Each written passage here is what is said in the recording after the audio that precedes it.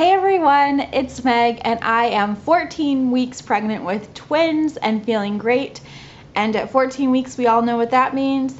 Second trimester! Woo woo! I am so happy to finally be in the second trimester. I felt like I was never going to get here, but I am here and the water is nice.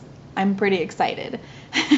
So the last time you guys saw me, I was in the middle of my 12th week of pregnancy and about to go see our perinatologist for the first time for that big visit. So before we get into all of that, we will go over my symptoms that I am currently still experiencing. And if you see me looking down, I've got notes. All right, so for week 14, I still have breast and nipple tenderness. They're just very sensitive to any type of fabric or touch or water, just crazy sensitive, and it tends to be mildly painful. So that's not necessarily fun, and I'm looking forward to when that goes away completely. Headaches. I now only get them maybe once or twice a week instead of every day, which is great. I'm so glad that that was a short-lived symptom. Breakouts still happening. Nausea only happens when I take too long in between meals. So I'm one of those pregnant ladies that I have to eat a little something every 2 to 3 hours, or I get nauseous and it's just kind of awful after that.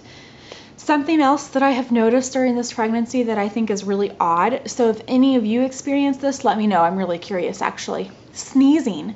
I sneeze anywhere from 3 to 5 times a day now. Like, it's ridiculous. I don't know if it's because here in Missouri the weather is like freaking out. It's January and yesterday we were like 75 degrees. I don't know, but this has been happening for several weeks. I just have been sneezing a lot. Did any of you have anything weird like that? So yeah, those are my strange symptoms. Now, on to my big perinatologist visit. We saw our perinatologist on Friday, January 18th, and I was 12 weeks and 3 days pregnant at that point. So to kind of walk you through the appointment, we checked in right away. They were all very friendly, very kind and nice. And I immediately gave a urine sample and I went back out into the waiting room. I was out there for maybe 5 minutes. Then they called us back to the ultrasound room and we waited the longest there to see the ultrasound tech. I think we waited 15 minutes before she came in, but it felt much longer because we were just so anxious. And our ultrasound lasted 45 minutes or maybe even an hour. It was pretty long, but it was all right. I got to stare at my babies the entire time, and they are beautiful and perfect. Speaking of looking at my babies during that entire ultrasound, baby A's heartbeats per minute was 160 and baby B's was 150, and they're both doing really great. Baby A is still measuring about 6 days ahead of the gestational age, and baby B is measuring 5 days ahead. They're just strong and growing and loving life, apparently. Baby B implanted low and close to my cervix, and they think that that may have caused the bleeding that I had and that threatened miscarriage scare that we had. As the uterus grows and I get bigger, there's the chance that the placenta will come up off or come away from the cervix. If it's not on, come away from the cervix a little bit more. So no one's really concerned at this point other than baby B is just low. Baby B is also currently laying transverse, and baby B is laying head down. So they make like a slanty shaped L because they're head to head, but their bodies are going in 2 different directions, and they're just super precious. Baby A was perfect for the ultrasound. We got great pictures of baby A. Baby B, however, was completely snuggled in and had no intention of moving. And it was really funny at one point, the ultrasound tech, she's like, if this is my stomach, she took the wand and went, like she just kind of bounced it. And on the monitor, you could see the baby like bloop, bloop, bloop. And this baby would not move for anything. I mean, it was just curled in tight. I think we got one fairly decent profile picture of baby B, but this baby was totally like snuggled in and didn't want to be bothered. So it was a little stubborn, but precious. I mean, just a doll. I have 2 beautiful babies inside of me that are growing so well and are doing so well. I couldn't be happier. So the ultrasound took took about 45 minutes to an hour, and everything looked great. They did do the nuchal translucency screening to check the thickness of the back of the neck, which is part of the Down syndrome. After the scan, we went into a doctor's office. He looked over the ultrasounds and it said everything looked good. He was really happy. He had tons of questions to gather our medical history and our family's medical history and just kind of compile all this information they possibly can, and maybe what I could or couldn't have during this pregnancy.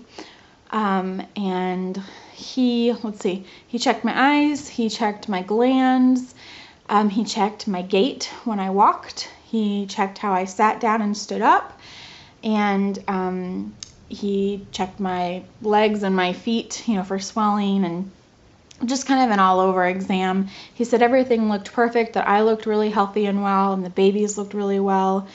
He did say since they were measuring almost a full week ahead of gestational age, they may bump up my due date, but for me that really doesn't matter.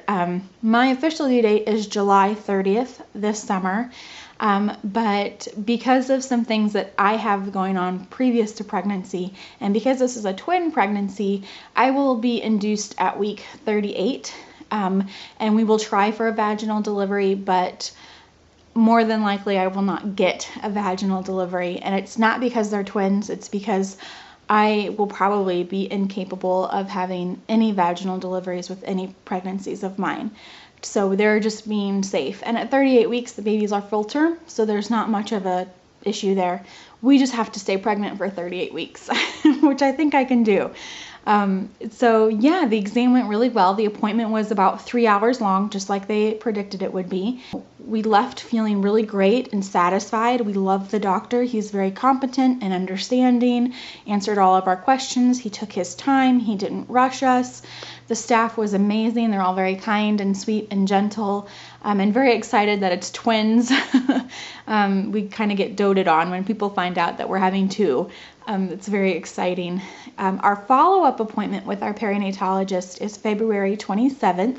And if we haven't found out the genders of the babies before that appointment, we will find out then. So if we don't find out before, on the 27th of February, we will know the sex. And I am so excited. Brent and I just are like, oh, what is it going to be? We're very anxious for that.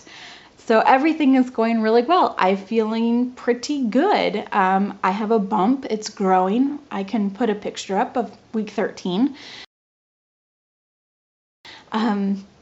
So yeah, I'm feeling really good. We have a regular OB appointment tomorrow. I'm not sure what to expect. Every appointment I've had, we have had ultrasounds, but now that we are kind of out of the danger zone of possible miscarriage, I don't know if we'll still get so many from her. But yeah, that's my week 14 update. That's my perinatologist update. If you have any questions about our perinatologist visit or my pregnancy, leave them below. I'm happy to answer them.